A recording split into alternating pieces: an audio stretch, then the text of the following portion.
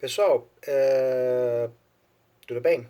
Eu queria só inicialmente dizer que eu continuo à espera dos trabalhos de vocês, né? De uma espécie assim, de rascunho do que vai ser o trabalho final, que seria, em termos ideais, o primeiro capítulo da monografia de vocês ou algo que se aproxime disso.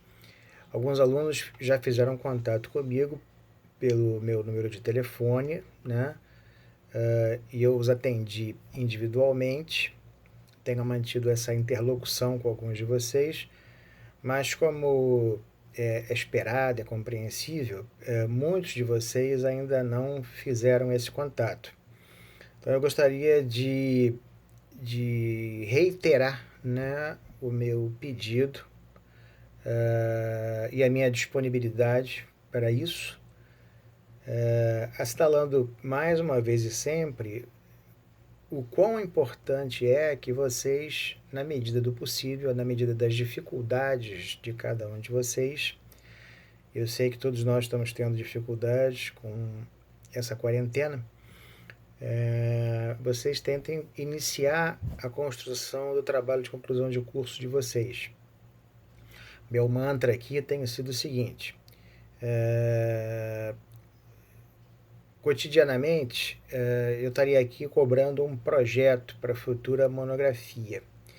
Mas como nós conversamos desde o primeiro dia de aulas, eu entendo que as coisas conduzidas dessa forma acabam não sendo verdadeiramente úteis para vocês, na medida em que, na prática, para se fazer uma monografia de conclusão de curso, não é preciso um projeto antecipadamente, né, que estabeleça metodologia, objetivos específicos, objetivo geral, e etc, etc, etc.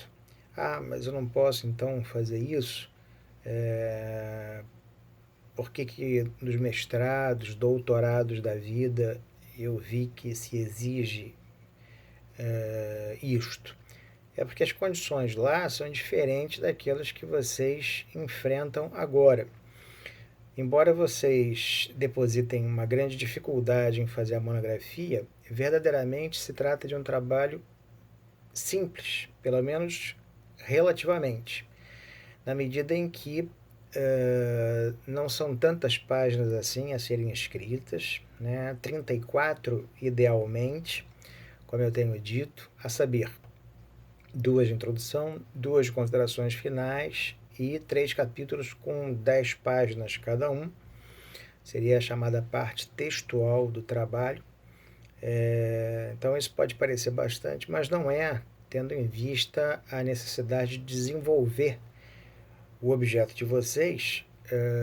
E aí eu vou falar diretamente do nosso trabalho aqui neste semestre. Inicialmente colocar em que circunstâncias históricas, teóricas, um determinado objeto passou a ser ponto de curiosidade, ponto de pesquisa para saberes como a psicologia, já que a gente está falando disso aqui, de uma formação profissional em psicologia. Entretanto, frequentemente, no que diz respeito a esse primeiro capítulo, é comum, mesmo em se tratando de trabalho de psicologia, que esse recorte histórico feito no primeiro capítulo muitas vezes nem abranja necessariamente a psicologia, mas sim alguma coisa que diz respeito ao que está antes disso, que foi pré-condição para que aquele determinado objeto, X, Y ou Z, se tornasse então objeto de curiosidade, de estudos, de pesquisas, etc. É o caso frequente, né? Vários de vocês levam projetos assim, ideias assim adiante, sobre as relações entre a psicologia e o envelhecimento, por exemplo. Então, para falar das relações entre psicologia e envelhecimento, inicialmente é preciso falar sobre o envelhecimento. Quer dizer, jamais existiria psicologia do envelhecimento se não existisse esse fenômeno social, demográfico, chamado envelhecimento.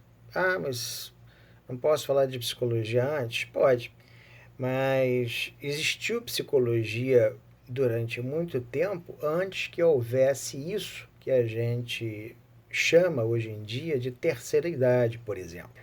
Já caminhando agora para alcunhar, né, sujeitos de uma determinada faixa para cima de estando na quarta idade.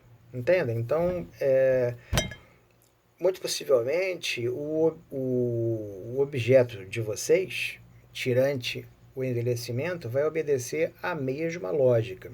Quer dizer, falar genericamente, historicamente, até recorrendo a outros saberes.